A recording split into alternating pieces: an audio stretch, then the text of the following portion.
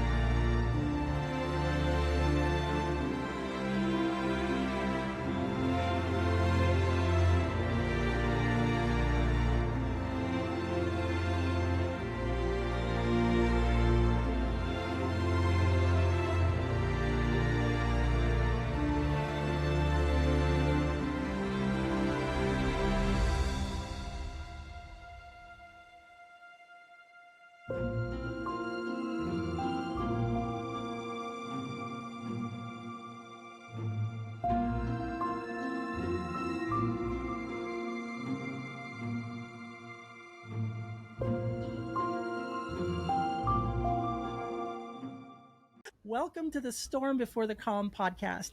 I am your host, Lori Grace Bailey, and I have a great interview for you today. I'm so excited to be able to speak with the legendary Jennifer Brindley Ubl. I hope I pronounced that right. I apologize if I didn't. How are you doing today, Jennifer? Oh, I'm doing great. I am so excited to be here. So thanks for having me. Oh my gosh. When I reached out to you and you said yes, I was like fangirling, like, yes. Yeah, right. No, seriously, if any so of you sweet. are any storm chasers, or if you've followed anybody on Twitter or wherever over the last, I don't know, X amount of years, Jennifer has been chasing for a long time. And how long have you been chasing storms, Jennifer? Let's kind of get into it. There's so much I want to talk to you about, and I have so many questions. I kind of want to know, like, who is Jennifer? I really, really want to get into it because you're this elusive person that only pops up on the most masterful storm. The Who is Jennifer Brindley? Well, today she's a 42-year-old contemporary portrait photographer. I'm married. I have an amazing partner. His name is Dan. We have 2 cats, no kids. We've been married for 13 years. But yeah, so I guess like you want to know how I got into chasing is kind of what you're wondering. And I know you have a little bit of a bio. Let me just read the bio for those of you who don't know much about Jennifer. And if you don't, where have you been, right? I mean, Jennifer Brindley Ubl is a professional studio portrait photographer and has been a well-known storm chaser since documenting her first tornado 17 years ago. Jennifer is commonly recognized for representing gender equality in storm chasing. You go, girl. She and her work have been featured in a range of media productions, including the Netflix documentary series Earthstorm, Cosmopolitan Magazine, Outside Magazine, NPR, Sierra Magazine, and more. Jennifer has also appeared on a variety of educational panels and is a highly sought-after educator in a range of photography, storm chasing, and meteorological spaces, and happens to be one absolutely incredible portrait photographer, by the way. But we'll skip that for now and maybe come into that and touch on that. But there's so much of this that we want to get into. So, yeah, you said, it says here you got into documenting your first tornado 17 years ago. That's a long time ago in the chasing scene, basically. It is. Some chasers have like a formation or they have like a foundational reason why they're a storm chaser. Like they experienced a big tornado when they were young or something like that. I don't really have that. I saw Twister when I was 13 years old. So I'm definitely one of like the Twister generation of storm chasers. Right.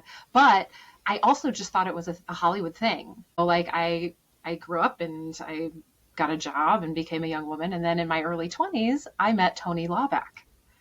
So if you know who Tony Lawback is, he is a very, very successful and well-known storm chaser. He's a veteran chaser. He was on the Twistex team. He's a meteorologist. And so when I met him, I was like, wait, storm chasing is real? And so then, of course, I begged him if he would take me along. Like, can I? Oh my goodness. If you can do this, I gotta do this. So my first storm chases were in 2006. We did a lot of chasing before I saw my first tornado, and that was in 2007. It was near Seymour, Texas. And chasing was awesome before the tornado, and then getting that first tornado, and it was a big dusty sort of wedge that formed in the road in front of us, and I was did you lose your mind? Me somewhere. I was like, yeah, hell yeah. I don't know if we can curse on this interview here. Right. No, that's fine. This is so unrated, so that's fine. Okay, great. So anyway, yeah, I was ecstatic. I mean, finally getting the thing that I thought I could see. And, you know, the amount of work it actually takes to see a tornado, you know? No doubt. Anyway, it was amazing. Finally seeing the thing. And then you got to do it with Tony Laubach. That's amazing. Gosh, what a dream. We are very close friends to this day. I photographed his wedding. So we have a lot of history and good memories. And then, but you know, that's when I lived in Colorado. And then in 2008, I moved to Milwaukee. And I thought I was saying goodbye to storm chasing. I just was like, that was a thing I did once, but I'm building I'm building a wedding studio, a wedding photography studio. And so that's what I did. And so I took a few years, and then so I was not a professional photographer when I saw my first tornadoes. Those photos are awful. They're really, really bad. You got to start somewhere, like girlfriend. Yeah, absolutely. And I love that. Like that's the story of growth, you know? So anyway, then 2011, Tony was like, hey, I'm going to chase a Northwest Flow event, and you're in Milwaukee. Do you want to come with? And I was like, yes. Wow, I get to go do this again. I'm so excited. And that's when I met Skip in like a McDonald's parking lot or something. A few weeks later, Skip and I went on a chase with Mike Boyk, who was a storm chaser back then. And then the rest is history. And Skip and I have been chase partners ever since then. So my goodness. That's 13 years of chasing with Skip. Wow. That's not bad. Which is pretty awesome. And your photography, would you say, like, has continued to improve year over year? Do you feel it? Do you see, like, do you looking back now, are you like, I can't believe I was putting that kind of stuff out? You know, I see that growth mostly in my portrait and my professional work, for sure. I feel like in chasing, I feel like I did the best I could with the gear I had. Like my first camera was an old Nikon D80.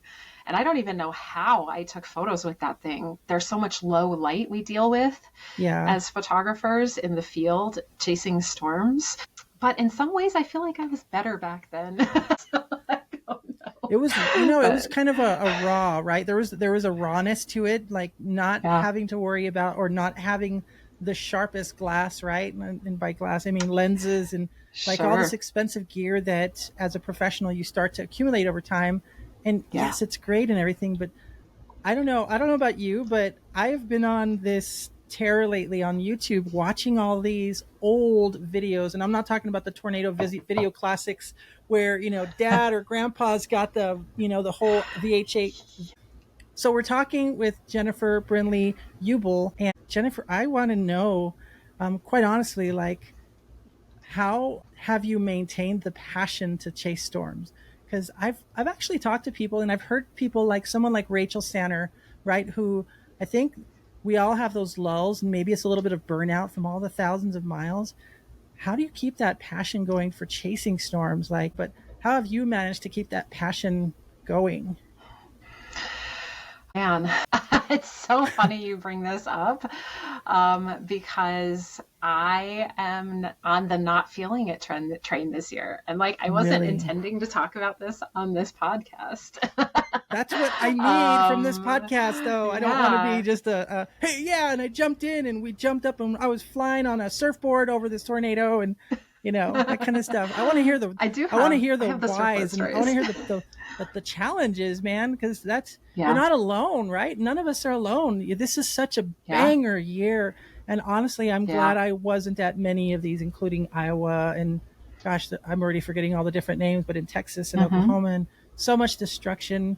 If I'm there, I want to be a part of being someone who helps, but ah, Mm, there's a lot of this the tornado season going on this year with so much destruction, and I'm like, yeah. kind of a downer that happens, and I just wish they would only hit, go out into the prairies and stuff, not hurting anybody.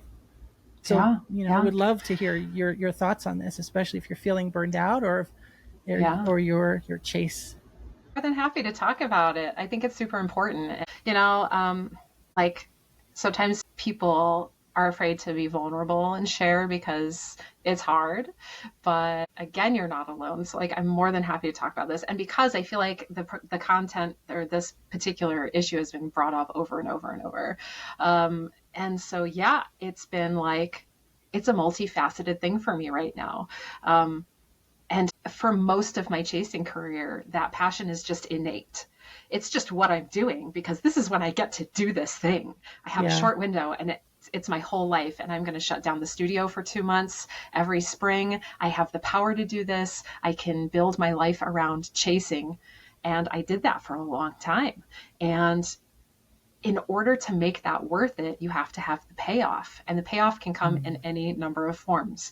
And it isn't always getting the tornadoes, by the way. You could get the tornadoes and still have burnout. You could get burnout because you work really hard and aren't getting tornadoes. You could get burnout for all kinds of reasons, because traveling is really hard, because you might miss your family and you're tired of living out of a suitcase and eating gas station food. Or it could just be like physical wear, lack of sleep. Storm It's chasing brutal. is Storm chasing is a really awesome thing, and it's super glamorous on the surface. And everybody, you tell someone who loves weather that you're a storm chaser, and their eyes get big like saucers. And they Yeah. are just amazed by it. But like, Superstar. there are realities about chasing that people don't talk about much. And I'm glad that the conversations are coming up. So it was a multifaceted thing for me.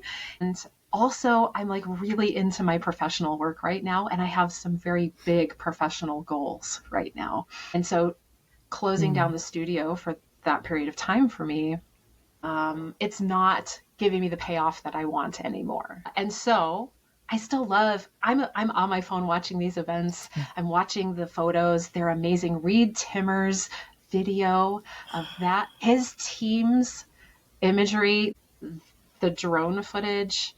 The I mean, I was multi vortex. breathless.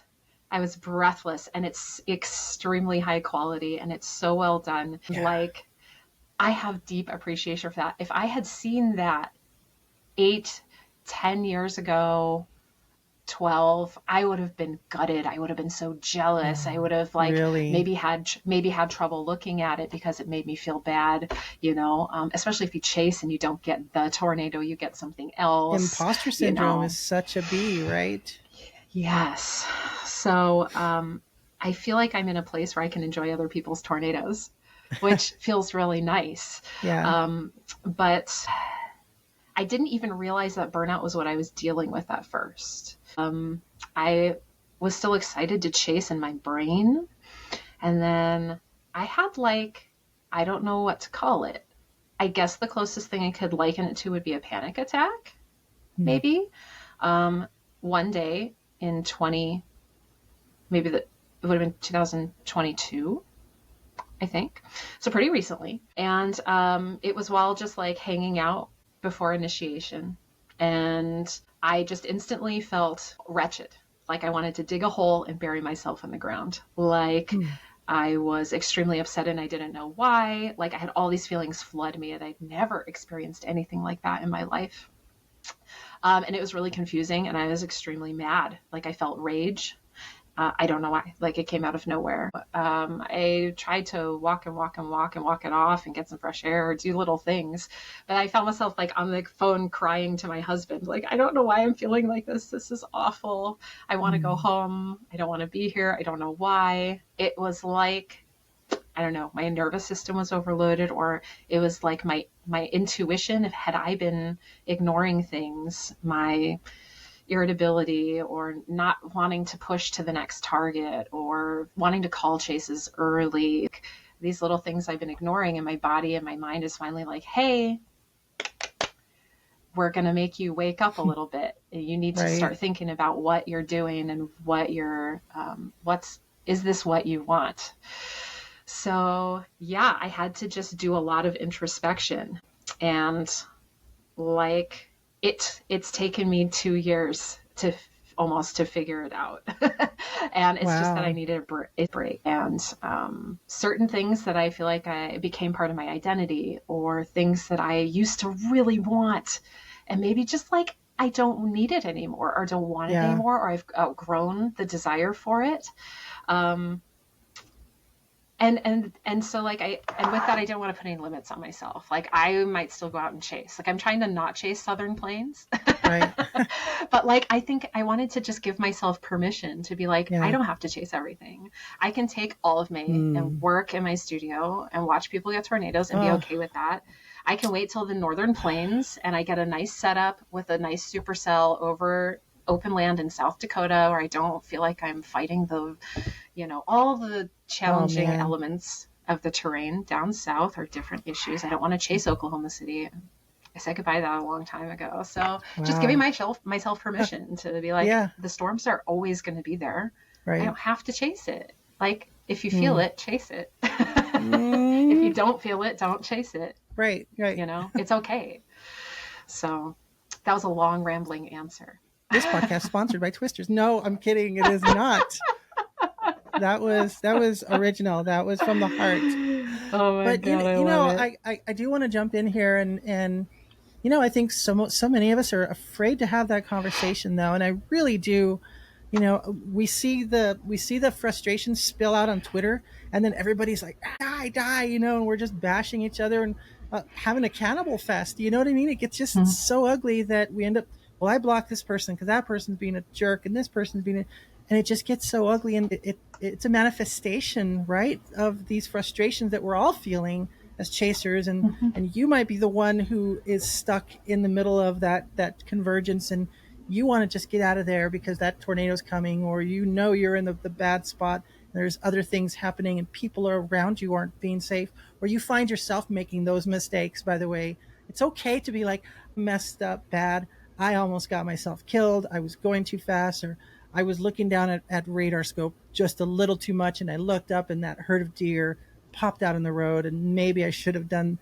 It's okay to acknowledge your mistakes and learn from them.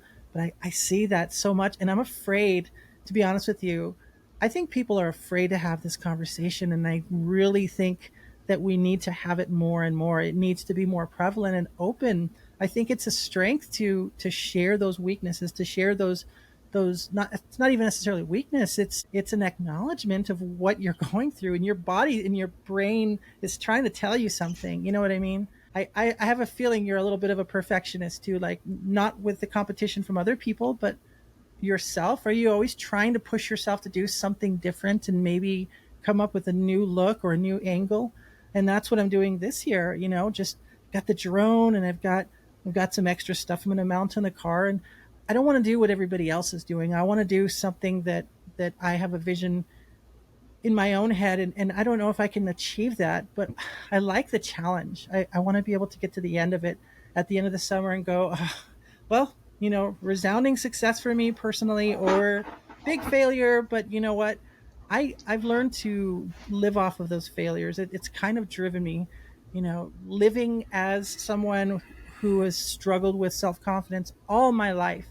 And now I'm kind of allowing that to continue to push me to bigger and better, and to overcome that, because now it's almost like I've talked about the angels, where that you have the little angel here and the little devil here. And I listen to this guy way too much, and I'm just trying to always improve. So I don't know, you know what I Yeah. mean? I love that. I love that you're honest about that, and reassessing, because there's nothing wrong with that, but we do need to have that conversation more and more.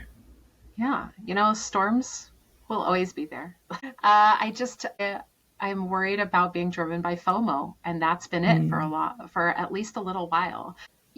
And it's tough because there's a line. There's a line there because on the other side of that line is learning from those failures. And that's that talk about perseverance and how that plays a huge role in, you know, achieving success in some kind of extreme sport, or like the pursuit Yeah. of tornadoes and supercells and things like that. And we need it. I mean, like you said, Twitter, weather Twitter, if there's tornadoes, you'll see all of the woes of the chasers who miss the tornadoes. And it's a guarantee. And, you know, but failures aren't really failures. They're just opportunities to try again, to learn Yeah. something, to get better and better, like you said, to let it push you. But quite plainly, you can't win if you don't play.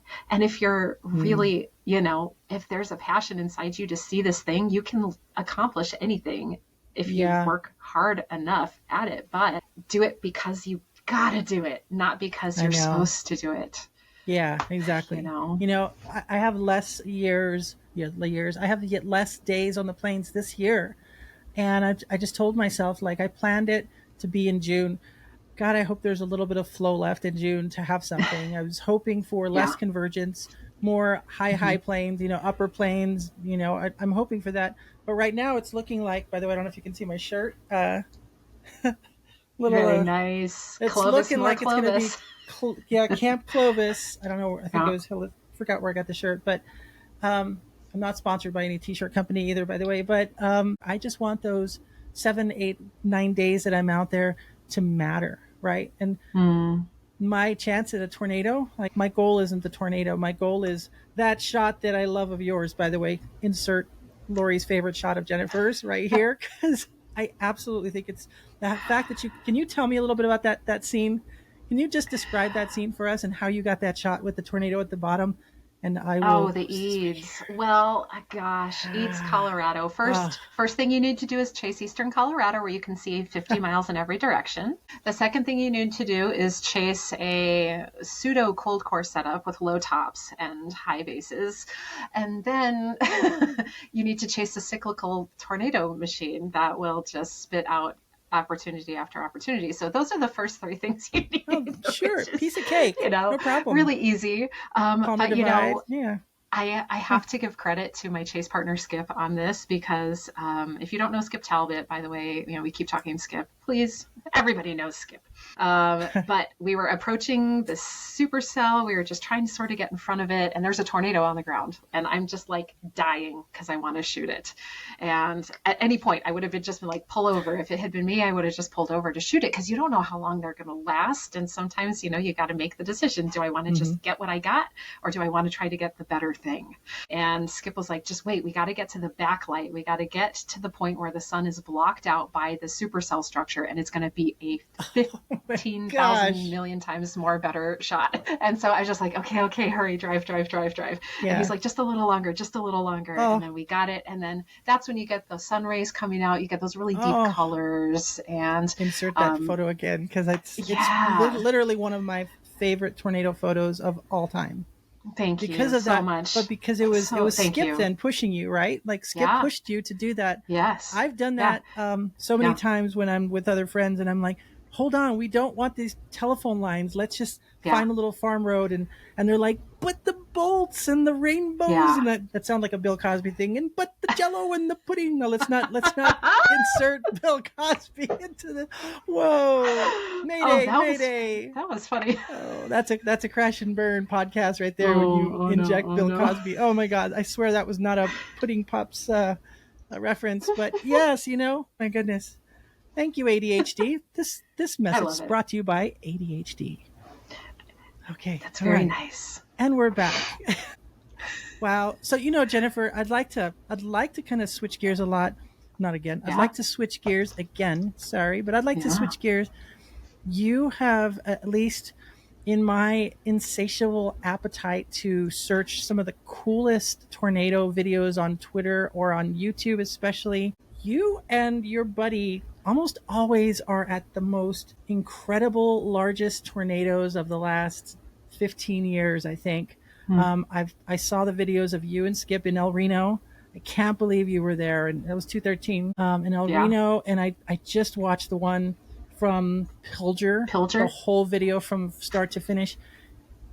How is it when you come upon those and you find yourself in the moment?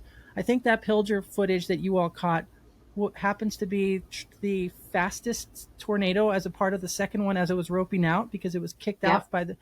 I understand this stuff now, by the way, folks. If you don't understand all these dynamics and you're excited Yeah. about weather and you feel like an idiot when you're just joining in, you don't have to be a meteorologist.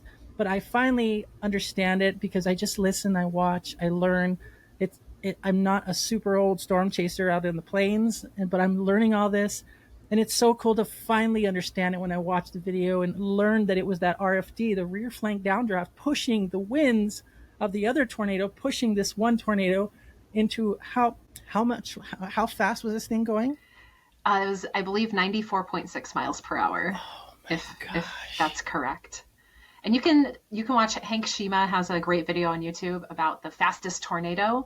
Just type that in, type fastest tornado into YouTube, and there's a whole video. He explains all about that. So you can check that Well, video out.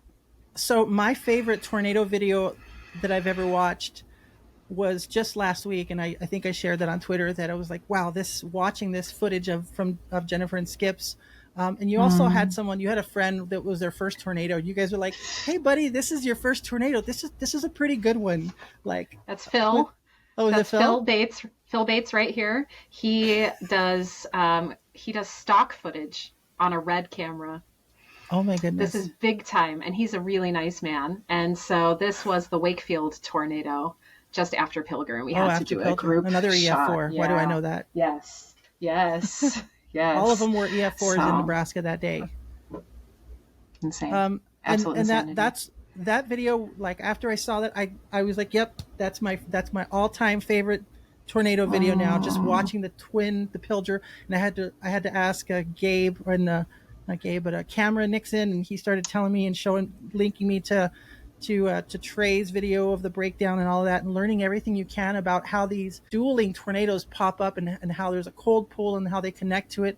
It's fascinating stuff. I encourage you to look yourself and don't listen to me try to teach it because this is terrible. Fact of the matter was, it no, I love lasted it. for a week. Yeah. Your footage was the best footage tornado footage that I thought I've ever seen until Oh, yesterday, until Reed and yeah. Scantman and Yep. everybody captures these multi vortex, and around the suction vortice was a itty bitty suction vortice. Like, how in the hell does that happen? Do you understand how that happens too after all these years? I mean, it's just proof that there's always something we could not fathom waiting to be seen. And that's the magic of storm chasing. That's the No thing kidding. I think that's the thing that gets us when you're grinding on the grind. That's the thing that gets you up at 5 in the morning, and that's the thing that drives you because it could be a sunburn, it could be grungy bullshit, it could be the chase of your career, and Right. like you don't know, like You never how many do. times it's going to be a big outbreak. We're expecting big strong tornadoes, and then they all happen Bust. after dark, or there's a bust or whatever. But then every once in a while, the most magnificent tornado anyone's gotten on film happens. That's a Mm. once in a decade, once every decade and a half Oh, type of footage. Hats yeah. off to them. I mean, Reed's the greatest chaser of all time, probably. It's him or Melanie Metz, and I mean, with that Melody's amazing. footage. With that footage, I mean, that's tip top, man. But I mean, Well, wow, and Michael the Mars Pilger standing footage. next to a drill bit, right? Last year, Oh, yeah, Minnesota, right? I think somewhere. incredible. They're just Absolutely. standing there in his car. It's almost like someone's cutting their grass right next to someone without the bag on the thing, and the grass is just being lofted Yeah, into his car and all over his car, and he's sitting there yeah, like next to a drill bit tornado. Another one incredible. that's etched into my brain, and I want that kind of stuff. But I also, as a photographer, I want to continue to step back, and I don't care if my tornado is this big, right on the Yes. screen, and then I have the full structure, and then a little bit of sun at the top. No, that's not that. That's I can top that. Sure, easy, a piece of cake. Yeah. I'm You sure it was know, really cool up next to that tornado. Like I there, can't I'm sure it was imagine. awesome. But like, I can't tell you how often I'm watching great tornado footage and they're real close. And I just am like, I wish I could see more. I wish they were just not as close. I I want to know. see more of those structural elements. And, sometimes you can't, and I get it. And everyone's got a style. Yeah. But there's definitely something to be said for backing off when you get the chance. I mean, you don't usually get that beautiful rain free base and a very classic low top type of Mm. supercell. That gives you good reason to not get close. So, Oh, yeah. yeah. Definitely, especially when you get the green edge and you get the plates and the stacks and everything. Speaking of, Yes. talking about backing off, I'd love to get your perspective on what we've seen. I don't want to cause controversy. I don't want to do anything like that. Everybody is free to chase however, and they're going to chase however they're going to chase, right? Fact of the Oh matter yeah. is, if someone's going to want a 0 meter, I can't stop this young scrapping, character to go right next to the tornado. I can't stop them. I can caution them. I Yeah. can say, watch these videos about the vapor check and all these cool, skip videos, and maybe Yeah. learn from people who are now, who I know that are on Skip's videos going, yep, Yes. I blew it. I made several mistakes. I still Yeah. consider myself a great chaser, and I still made mistakes, and we're learning from that. But, what's your perspective on that? Do you think that as a whole, we're kind of challenging each other? We're trying to up the ante to get that footage. Do you think there's that need? Because I've come to the conclusion that I don't want that. If it happens and I happen to be in a safe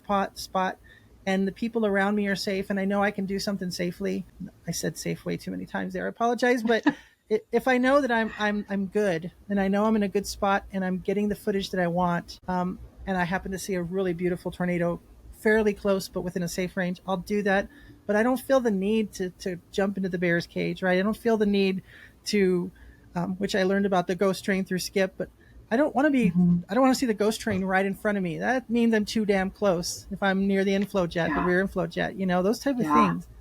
Do you have any take on that without, I don't know, without being salty, I Of guess? course. Oh yeah. Because I'm good. even El I'm good at that. Reno, It's fun. I watched you all stand back in El Reno so far. I was like, when I saw the videos, I was like, boy, you guys were way out there in El Reno. People were probably like, 4 miles. look at those Four losers way miles. out there. We're Hmm. here getting this incredible, these suction vortices and everything. And there's Skip and Jennifer way out. But then watching your footage, you have an anticyclonic that was what, EF2 or EF3 rated, right? Is that Oh there was another yeah. tornado Well, near you all that yeah. still managed to spin up. Yeah. Oh yeah. I Anyways, mean, and that wasn't even the trouble on that day. It was that the tornado was so rain wrapped, and we didn't realize that the motion had changed so significantly from what is conventional or what we expected. Back then right. we weren't doing these Cameron Nixon hodograph analysis, expecting hard left turns and all these things necessarily. When we were like zoned in on what we thought, where we had previously seen a backlit cone here or there, Mm-hmm. those little vortices at the beginning, but that tornado moved southeast, and then it was barreling down the road at us. We had 90 seconds. We looked back and calculated that we had 90 seconds from our location till the outer circulation of that tornado hit that location. So No. we gave it 4 miles. We still were caught off guard because of how it moved, and that was when it doubled in size in under a minute, and its forward motion, it increased to 50 miles an hour. So imagine all of that happening at the same time as it's diverting right towards you. And we were southeast, yeah, that definitely puts you know, it puts a little bit of the reality back into what's happening. And then, losing Tim, Paul and Carl and all of that. And that's its own discussion. But, Right. some chasers now are too young. Like, they don't remember that. They weren't Mm-hmm. chasing then.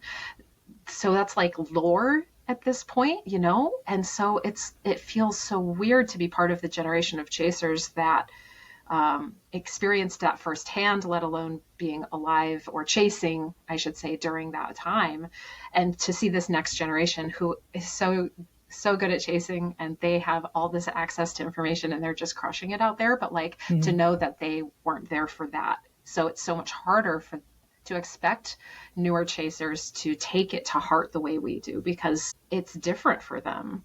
I think the need to get close and all of this, I feel like it's so multifaceted, because the squeaky wheel gets the grease. Of all the millions Yeah. of chasers out there, okay, maybe not millions, but like hundreds and hundreds and hundreds of storm chasers, and sometimes all of them on the same storm, most of them chase safely.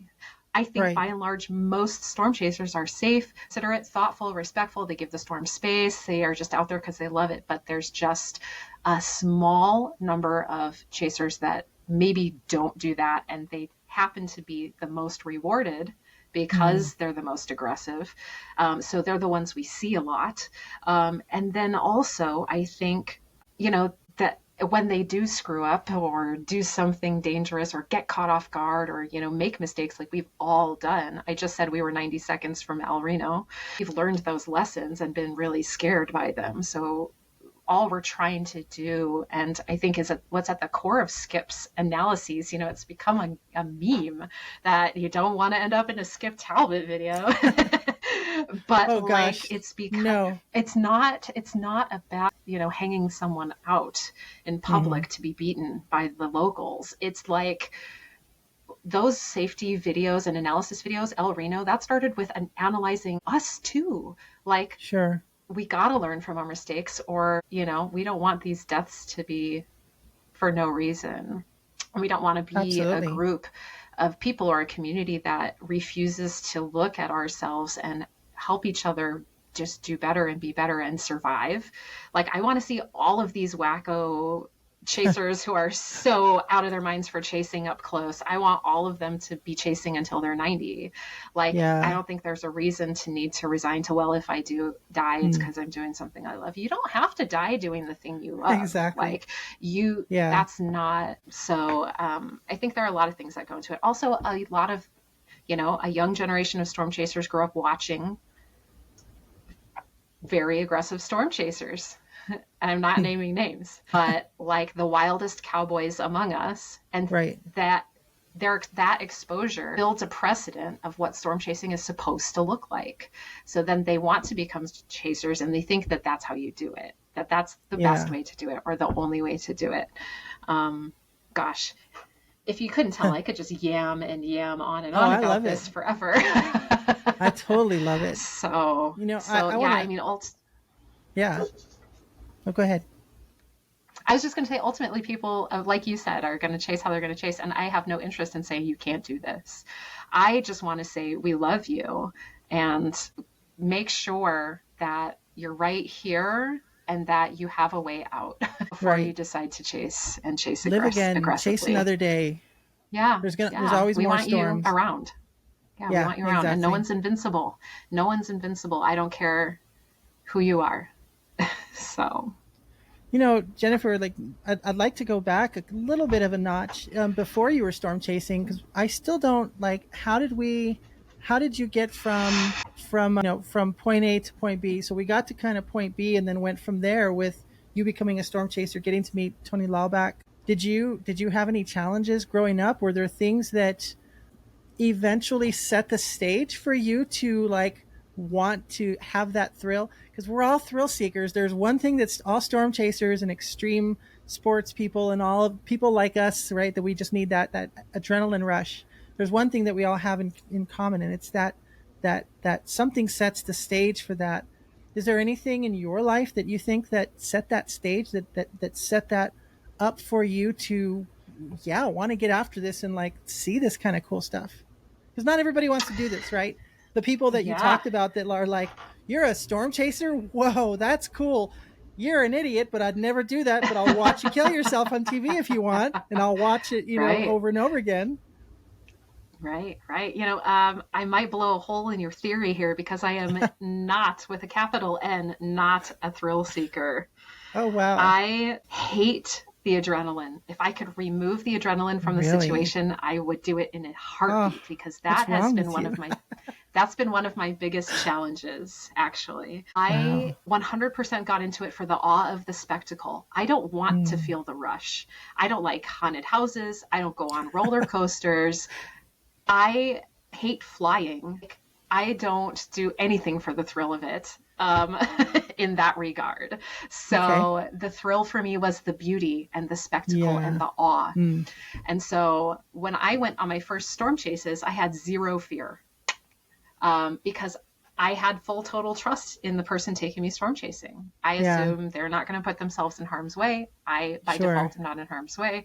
They know where the tornado is. I have no idea what's going on. I had no meteorological knowledge at all back then, until I decided I was curious about what was happening and I wanted to learn, which, was really a good time. But yeah, I have to, so it was like, there was a lot of innocence in my love for tornadoes and chasing. It was Oh, just that's because it was nice. beautiful. Like watching Twister wasn't about the action of the film, but it was, wow, these beautiful Huh. things. And I could go see these beautiful things.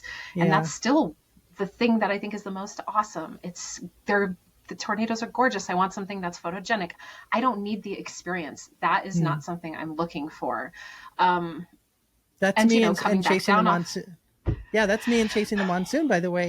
It's really not, Yeah. yeah, there, it has its dangers, and don't get struck by lightning like I did, which I didn't get struck chasing storms, by the way. I'll tell that story eventually someday, but I've told it before. And I was at work. It wasn't my fault, but, you know, you Wow. just got to avoid getting struck by lightning, watching out for the people who drive in the desert with bald tires because they're going to slide all over the road when it does rain. And then the third thing is you got to watch Oh out for the boy. flash floods because people are always driving into the washes, and then they go bye bye. They're dead. We'll find your car, 100 yards down the road somewhere, upside Oh down. my But God. other than that, you can still like just enjoy the awe and the beauty of capturing a monsoon storm. It's very different on the plains, Yeah. and like you were saying, you still feel like you're in it for the awe, to capture the wonder and the awe of it. That's pretty cool. Yeah.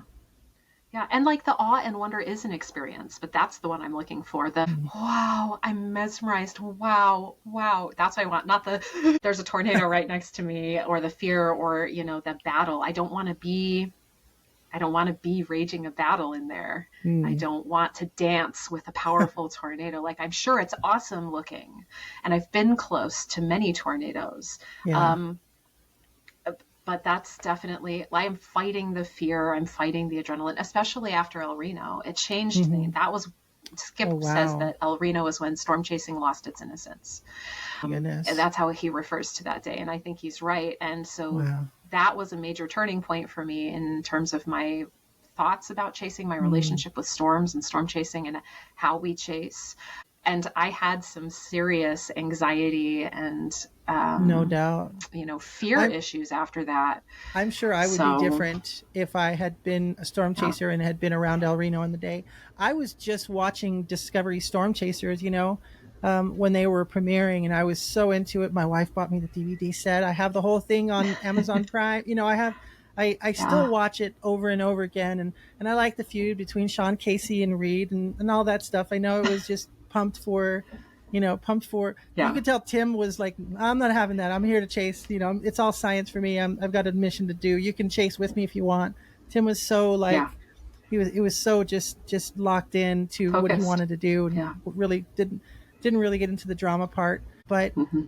I wonder if I did that. I wonder if I was there watching those videos and watching and discovering on that season that we lost, those three amazing people. I wept bitterly. Like, that still affects me just thinking of that. And by the way, have you ever read, or I don't know if you could, read or listen to the audiobook of the man who chased the The Man storm? Who Caught the Storm. Caught the storm, The sorry. Man Who, Yes. yeah. The man who Yeah, caught the storm. it's right there. It's by Bradley Hargrove, and if anyone is a storm chaser or wants to be a storm Mm, chaser or likes storms or chasing or tornadoes or science or just a good book, it should be required reading for anyone doing storm chasing. okay. It was Like, beautifully done. It was totally. beautifully done. And Hmm. especially near the end where they get into some of the detail. I'm not going to reveal and spoil anything, but obviously when they're going through some of the final stuff, yeah, I can only imagine what it was like. And we don't want to see that. We don't want any more books written for people because of tragedy, right? We want to celebrate Yeah. these victories and what we saw from Reed and lots of others, by the way. Yes, these last few weeks have Yes. been, and it's not just the team dominator. We've seen so many people. We want to continue to give those props. I love being able, I think you said it at the beginning though, too. You're totally cool with celebrating people's successes, and I'm there. I feel so good. It's such a personally good feeling that I can go, Yeah. that's not FOMO anymore. I'd love to be there, but gosh, man, you go, brother, you go, sister. And watching these people jump up and Yes. down and capturing that victory, because I know what goes into it now. I know how Hmm. challenging it is, and you're going, I'm good. Everything's fine. I'm fine. This is fine. I am not. I'm good about to die. And then Right. they get Right. out of the storm, and they do it safely, and they find out, and they get the shot. You get the Yeah. you get the the Tim Baca shot, right? Or the Lauren Tim Baca, or you Yes. get the Brett Yeah. Wright. Speaking of, can we talk about Ah. what do you have that's within your reach? By the way, this is a good part. What do you have with this that's within your reach? I'll share something of mine, but it's mine. Yeah. I'll actually Yeah. pull it off. No, you know what? I won't share my awesome lightning shot. I'll share something from someone else that I think, and I'll bring that right now. Yeah. You Okay. can start talking, and I'll take my headphones off. Okay. And all right. Okay, cool. So Lori and I, before we started recording, we're talking about like buying prints of other photographers out in the field. And I was like, well, my most recent one is I bought myself a Brett Wright print. So, and I was like, let me show it to you. And so it's this one. And I'm doing it like this because there's all this glare, you know, so it's really hard to see. If that's pretty good. So it's a spectacular shot. Look at that. Look at this thing. Oh my gosh. And it looks a little more muted on the camera than it is in the print. But like this image, when I saw it, I thought that reminds me of why I fell in love with the idea of photographing tornadoes. Like this image gives me a feeling of peace, and it's so beautiful. And so like this is the dream to me. So Brett Wright, thank you for this beautiful print. It's going to stay right here until I find the perfect wall and the perfect frame. So love that. This podcast sponsored by Brett Wright Photography.com. No. Just kidding. Yes, go check it out. And I have, oh my gosh, the softbox is going to kill it. But I don't know if you can see this. This is a print I bought from Jessica Moore. I almost said Jennifer Moore because I'm looking at your name there. But Jessica Moore. Stunning. And, you know, I love this person. She is so amazing. And this, I know the story of this, and I've seen this photo, this little structure or whatever. But this one, I think it's South Dakota, but it's handheld. If you all know that, like capturing lightning handheld during the day, what a tough thing to do, by the way. If you don't, I'm a lightning photographer. I have done so much to practice and learn how to capture lightning. And that is such a stellar shot. And the meaning and behind it, knowing that she had just moments and to just go, well, I don't have my tripod. Let me see it. The bolts are dropping here. And then to go, and then to fire off, right? You don't have a trigger with you. And you're just like, okay. And to get that shot in whatever shutter speed she had, and what a sweet, sick shot. Like, I know there's so much that goes into it that it just makes that image just that much more special to me. So I had to have it in print, and it's on my wall. So I love it. Thank you, Jessica, for that. But isn't that cool that we can celebrate others' work and to enjoy it? Yeah. Oh, for sure. Yeah. This is good stuff. So I wanted to ask you, like, you have seen, how many tornadoes? Do you keep count, by the way? I do. I'm very stingy also on the count. I've had tornadoes that we've seen together. And like that I don't count as a tornado for myself. So like just because we were next to a tornado that happened, if I didn't really see it, or like, you know, if picture it didn't happen kind of thing for me. So like if it was a little bird fart or something, I don't count that because it's not, I can't make a print of that tornado, you know. That's kind of my qualifier for myself. So I think my number's at 58, and Holy it's moly. not all that high compared to some people who are like getting 30, 40 tornadoes a season. So like Hunter Falks, all of those tornadoes were, hundreds, I think. I don't know how many he's at now, but yeah, Sean Pigeon, that guy gets like 50, 60, whatever tornadoes a year. Like Reed some Timmer, people just have this. He's got about 10. Gift. Right. I love his Twitter posts where he'll occasionally be like, you could easily see 60 tornadoes on Saturday if you play your cards right. Or like, oh yeah. But I feel like he does, like, give him 1 week and he'll show you 60 tornadoes. It's so crazy. But a lot of people have that type of magic touch. They do. It's pretty amazing. I've only seen a handful of tornadoes, and that's cool. I'm like, I'll see more eventually. And, you know, once I'm retired, and we talked about that too, though, like, it's okay to focus on home, guys. It's okay to focus on paying the bills. Let's normalize being normal. I think that's so important. Like, you're a piece of dog poop if you're not chasing all 3 months, or if you're not car camping every night, and if you're not going from Akron, Colorado, which is just a big slugfest of hail and no tornadoes until, you know, Iowa the very next day, and then driving down to South Texas and then back up to Oklahoma today. if you didn't do that, I don't want to talk to you. No, that, come on, can we just normalize that people have bills to pay? People are struggling, man. People are dealing Yeah. with mental health issues and family issues, and life Yeah. will keep you, what life will suffocate you if you allow it. And we have to take care of those things just to be able Yeah. to find the time to go do the fun things. And for me, doing the fun things like chasing, having that week is my time, is my chasecation. Mhm. So why not just enjoy it instead of being like, gosh, I missed this, I missed that, and I lost, it was such a waste. It wasn't a waste, man. It wasn't a failure. Like you said, we're just learning and having fun, hopefully doing it. And if I don't see a tornado in June, that's fine. I better see a tornado. But I Yeah. mean, it's fine. Yeah. And So I was, like I think sometimes the realization that it's okay if you change. Like I mm, used to be the person that did the overnight hauls with, no almost no sleep, taking 3-hour shifts, cramming 4 people to a hotel room, driving back and forth across the country for these setups over and over and over. And yeah, when you do that, you get a lot of hits because you're playing more. It's like gambling. It right, is exactly. gambling. So, you're going to get more hits when you play more often. And like I had that drive and that passion was there. Like, hell yeah, I want to drive overnight to go maybe see a tornado in Iowa. Like, hell yeah, I do. Reed Timmer And said I if I used play it right, yeah.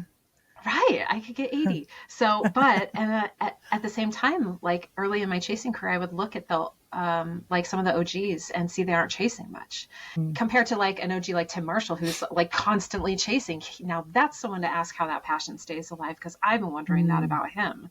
Like Ooh. he's out there, he's loving it, he's living his life, he's doing the thing. But there are OG chasers like Chuck Doswell, or like not even the really older class, but like folks like Shauna and John Davies, like they're not out there Mm. a ton. Or like, I would think about some of the big players like Scotty B, Scott Bennett, or like, for example, Jonathan Williamson, another beautiful photographer. He took like 3 or 4 years off of chasing recently for a variety of reasons. And he came back this season, and him and Alex Schulten went on a few chases, and they nailed all these beautiful tornadoes. And it's like, you can take a break. You can just Right. like, it's okay. And like, just listen to yourself is the most important thing. If that passion's driving you, write it, Mm. because it's going to be Sure. the best time of your life. And if that passion is like drying up, or you're trying to find it, or you don't quite feel right, like Mm. get into that a little bit with yourself. Mm.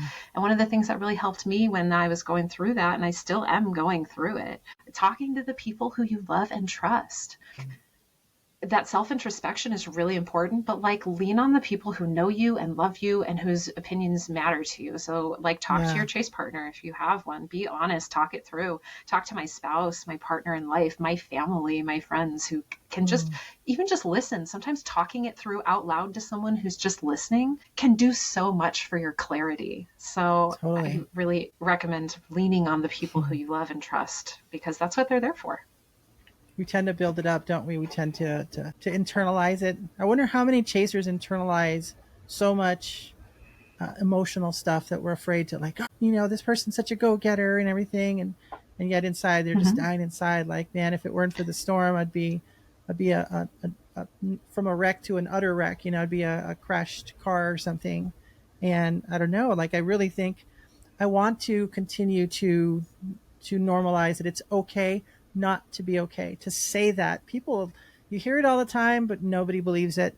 They see it. Mm-hmm. I've learned to be more careful on Twitter, and there was a time where I was sharing way too much. And you're right, save it for the people who love you and care about you. But there are a lot of people, even Mm. on that are distant associates or whatever, or acquaintances that from chasing or whatever, that you met at St. San John, before the Grady Supercell, or you met somewhere for Casey's Pizza. It's okay. But anyways, you met some of these people, and you develop relationships, you develop friendships. Reach out to those people. I think that those people also, when you are well, when they hear from you, and you get that message, like, Jennifer, I'm sure you've had that where, hey, I just wanted to reach out and let you know I was thinking about you today. Like, if we do that Oh, once yeah. a day to somebody, can you imagine how much stronger this group of people that resembles somewhat of a community could be? You know what I mean? Even in the Sure. storm Oh, yeah. community. Like, if we just all reached out to someone that we know once a day and just sent him a message, like, I don't know, maybe it's wishful thinking, but I wanted, before we wrap this up, I want to ask you, I like you that. have seen so many tornadoes, and so many well-known documented tornadoes. What is your favorite if you had to pick one? And it doesn't have to be Oh, the structure. It can just be the favorite. experience of it all, where you're just, you know, Gosh, that's so hard. Like, there's something really special about the first tornado. The first tornado wow. Skip and I got was a really cool one. You know, when you've seen the widest tornado on record and the fastest tornado on record, those things are really cool. I mean, Pilger is my favorite chase day.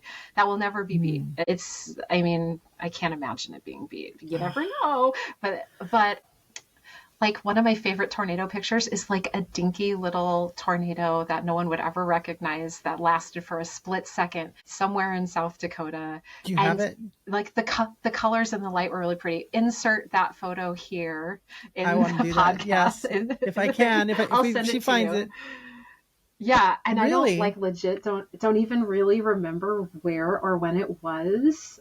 Somebody I'm sure knows it. Glen Ullin, North Dakota. That might have been it. I don't even know. Hmm. It's just a little. There's something perfect about the light and the moment. It's this Really? little skinny thing, and that's like one of my favorite tornado Huh. photos.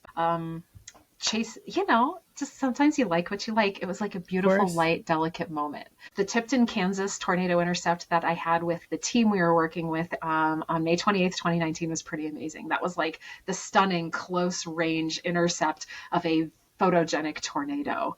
That one, I was pretty much breathless the entire time. And it was the first time we all got a great tornado as a team. So it was special for a Hmm. few reasons. And so that one was really up there, like in the experiences. So if you look on my wall, it's this one right here. That's Okay. pretty amazing. That's the Tipton tornado. That That's a big that's tornado. up there. Pilger is the winner, though. Gotcha. Gotcha. So, Wow. So if you had one thing that you could share to someone, that's new at chasing, you've been doing this for a while, what would you tell someone like up and coming, and hey, I love this stuff. I'm afraid to get into this, but I want to do this. What would you say to them? oh, there's never been a better time to learn about storm chasing. So you're getting Mm. interested at the perfect time, because there are so many wonderful resources, and there's a big, big connected community in storm chasing. There are lots of resources I could point you to, but I think the most concise point of reference is going to be Girls Who Chase. So go to the Girls Who Chase website. Yeah. They have a big compilation of resources there. Skip Talbot makes excellent educational videos on YouTube. Titan U is also an amazing learning resource. So, like, pick your poison. Right. There's all kinds of great ways to learn about chasing. And Mm. I think if you're interested but you're nervous, the best antidote to the nerves is information and Mm. knowledge. So just learn as much as you can, and find someone to go with. Get someone Yeah. interested with you. Be active part of the weather community online is my other big advice. So get active on weather Twitter. Go to Storm Wow. Track. It's kind of old school, but people go there specifically to connect about weather. So it's a very nice, easy way to connect, but Twitter is a great resource. And yeah, just Mm. like be hungry for information, and Yeah. start slow. Get your spotter certification with another National Weather Service. I don't know how new you are, Mm. but be excited, because it's a whole world out there, and you can grab all of it. So get stoked, That's because great. I love that. Boy, you were a walking PSA right there for a minute there. That was great. I would say yes, especially connect with people on Twitter, but be careful with who you connect with. There are people yeah, that will just try to bring you down, and there'll be people that might see you as competition eventually. And I think it's important to just do your thing. Find yeah, your I don't want to say tribe, but find yeah, your wheelhouse. What's in your wheelhouse. Find what you love to do. If you like structure, then love structure, and meet up with people who do that, and other people that are going to yeah, teach you and be willing to give you that knowledge, or whatever it yeah, is. But try to avoid, if you start seeing people chomping at the bit when you see the drama happening, choose to avoid that. Choose to not be a part of that, because that's just noise, in my opinion. It does nothing productive, absolutely. and it just keeps me away from checking out even more cool Wix Gabe, videos that are from 1987 or something that are just still coming out. And nobody cared. You know what I mean? Like, you can watch these videos. Yeah. I saw some with Melissa Moon, and I'm like, that's Melissa. Oh my gosh. And the guy's got his little high eight, and there's the tornado. And they're like, I didn't care it That's was so in, cool. 480p. Who cares? Get out. Use your damn phone, Wow. people. This takes great pictures of photos of tornadoes and video and stuff. Use whatever you have. Use the tools that you have in your hand. See, now I'm Yeah. becoming a walking PSA. Sorry. Finally. Yeah, for real, for real. It's exciting. It's exciting. You know, we've gone through all of this like trial and error, but we got the good points of, we've got some good advice. So, well, and we have a movie coming out. We have a movie called, well, not we, but yes. Were you a part of? Can I ask? So can I ask you? Were you? Yes. Well, did you have a hand in this at all? Come on. So it's really funny because you sort of gave me like, here are some questions I might ask. And one of the questions was like, are there any upcoming projects or adventures you're particularly excited about? Yes. And the only answer I have for that is Twisters. So Skip and I were extras in the film. We were cast as background extras.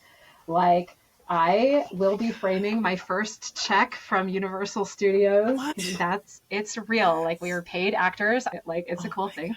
No lines. We're just like, they wanted to be true to storm chasing as it is. It's contemporary. It's not like, this is plainly obvious by the fact that they cast real storm chasers as extras. Okay, so this is not new information. Okay, good. They had to create a realistic, or whatever. No, they had to create a realistic portrayal of storm chasing now. It's a contemporary film. So what does that mean? It's not like Twister, where there was just the corporate guys and the science guys, and that's it. Yeah. Like, we're all over the place. So I really appreciate that they wanted to do what they could to create more realism in terms of, a really crowded gas station full of storm chasers before storms pop. You know what I mean? And this is all available in the trailer. Okay, I'm not providing any. I've seen that.